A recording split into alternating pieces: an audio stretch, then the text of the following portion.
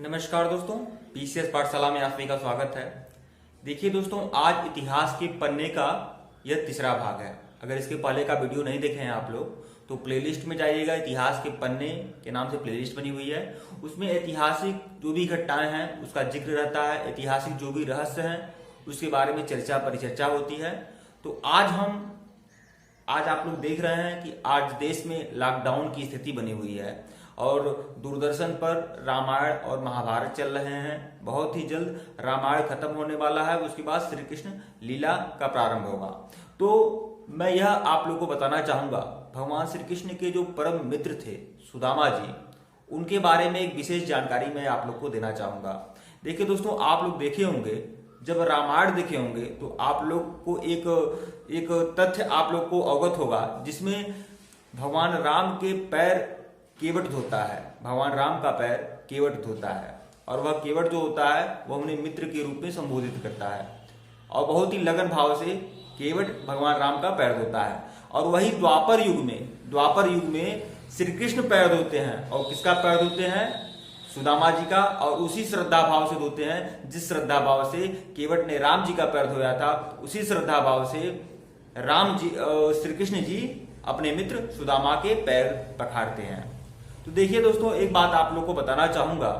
अगर धार्मिक शास्त्रों के अनुसार देखा जाए, श्री भगवत पुराण के अनुसार देखा जाए, तो देखिए दोस्तों, यह जो केवट जो पैर धोते हैं भगवान राम का, तो भगवान राम तो मना करते हैं, लेकिन जिस श्रद्धा भाव से भगवान राम का पैर केवट धोता है, तो भगवान राम भी यह वचन लेते हैं, यह प्रण लेते हैं कि हम भी जिस श्रद्धा भाव से ऐ मित्र तुम मेरा पैर धो रहे हो, एक ऐसा समय आएगा कि हम भी तुम्हारा पांव पखारेंगे।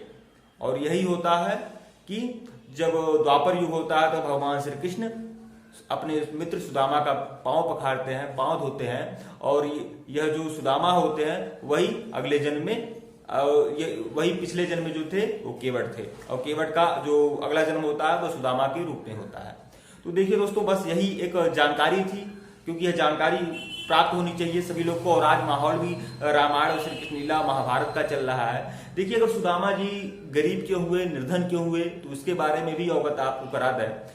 जैसा कि आप लोग जानते भी होंगे, आमतौर पर हर कोई यही जानता है कि जब संदीपनी ऋषि के आश्रम में श्री कृष्ण और सुदामा होते हैं, तो जो गुरुमाता होती हैं वह जब लकड़ी काटने सुदामा और श्री कृष्ण जी जाते हैं, तो गुरुमाता जो होती हैं उन्हें एक चने की पोटली देती हैं। कहती हैं कि अगर भूख लगेगा तो दोनों मिलकर बांटकर खा लेना। देखिए दोस्तों, चने की पोटली की कहानी यह है कि एक ब्राह्मणी होती है जो भिक्षा मांगकर अपना जीवन यापन करती है। और वह भिक्षा मांगकर जीवन यापन करती है। ब्राह्मणी भगवान का नाम लेती है, वासुदेव की भक्त रहती है, और वो भिक्षा मांगकर नारायण की भक्त रहती है और भिक्षा मांगकर जीवन यापन करती है।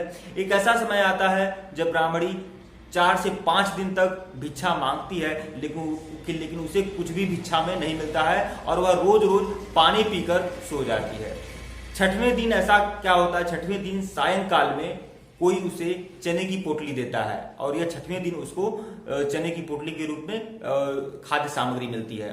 शाम को मिलता है तो वह सोचती है कि ऐसा है कि एकादशी कल है, और एकादशी को भगवान नारायण का भोग लगाने के बाद यह जो चना है मैं इसको खाऊंगी। यही सोचकर वह अपने कुटिया में एक जगह चने को छुपा के रख देती है।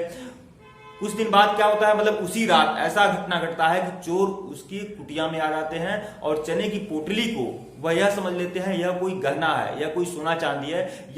इस तरह से चने की पोटली को वह चोर लेकर भग जाते हैं। तब तक गांव में हलचल मच जाती है, भगदड़ मच जाती है, और चोर जाकर संदीपनी ऋषि के आश्रम में छुप जाते हैं। लेकिन भगदड़ होने से, भीड़ होने से, भगदड़ होने से, हल्ला होने से चोर संदीपनी ऋषि के आश्रम से भी भाग जाते हैं। लेकिन वह जो चने की पोटली होती है वह संदीपनी ऋषि के आश्रम में ही छूट जाती है।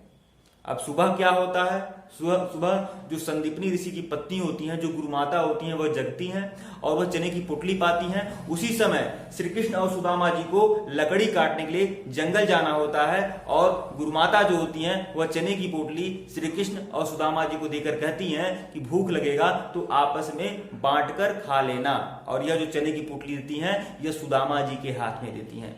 सुदामा जी जो होते हैं ब्रह्मज्ञानी होते हैं, बहुत प्रकांड ब्राह्मण होते हैं, वह ब्रह्म ज्ञानी होते हैं। जैसे ही चने की पोटली उनके हाथ में आता है, वह सब कुछ समझ जाते हैं। क्योंकि वह जो बुढ़िया होती है वह यह श्राप देती है, जो वह ब्राह्मणी होती है वह श्राप देती है कि जो 5 दिन से मैं भूखी हूं और आज चने की पोटली पाई हूं, और मेरी जो चने की पोटली, मेरा जो चना खा लेगा वह निर्धन हो जाएगा, दलित हो जाएगा सदा के लिए।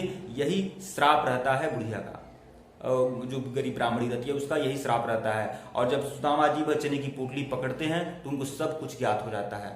वह समझ लेते हैं कि जो त्रिभुवनपति है, तीनों लोक का स्वामी है, नारायण है, अगर वह भी इस चने को खा लेगा तो वह निर्धन हो जाएगा। तो अगर नारायण निर्धन हो जाएंगे तो पूरी सृष्टि ही निर्धन हो जाएगी। तो ब्रह्मज्ञानी सुदामा यह निर्णय लेते हैं कि यह जो चना है यह स्वयं मैं ही खाऊंगा। और यही तथ्य भी मिलता है कि जब श्री कृष्ण जी लकड़ी काटने पेड़ पर चढ़ते हैं तो वह चना धीरे धीरे सुदामा जी खा लेते हैं, और उसके बाद सुदामा जी निर्धन होते हैं। उसके बाद सारी कहानी आप लोग को पता है कि उनकी निर्धनता कैसे दूर होती है। उसके बाद जब वह द्वारिका पहुंचते हैं तो उनका स्वागत उसी भांति होता है जिस भगवान श्री कृष्ण पैर धोते हैं, जिस तरह से केवट ने भगवान राम के पैर धोए थे। तो यह सारे तथ्य आप लोग को अवगत हो गए। वीडियो को लाइक करिएगा, इसको शेयर जरूर करिएगा। चैनल से नहीं जुड़े हैं तो चैनल से जुड़ जाइएगा, वीडियो को शेयर जरूर करिएगा। इसके पहले का वीडियो नहीं देखे हैं तो इतिहास के पन्नों के तहत यह तीसरा वीडियो है। इसके 2 वीडियो आपको प्लेलिस्ट में मिल जाएंगे। वीडियो को लाइक और शेयर जरूर करिएगा दोस्तों। धन्यवाद।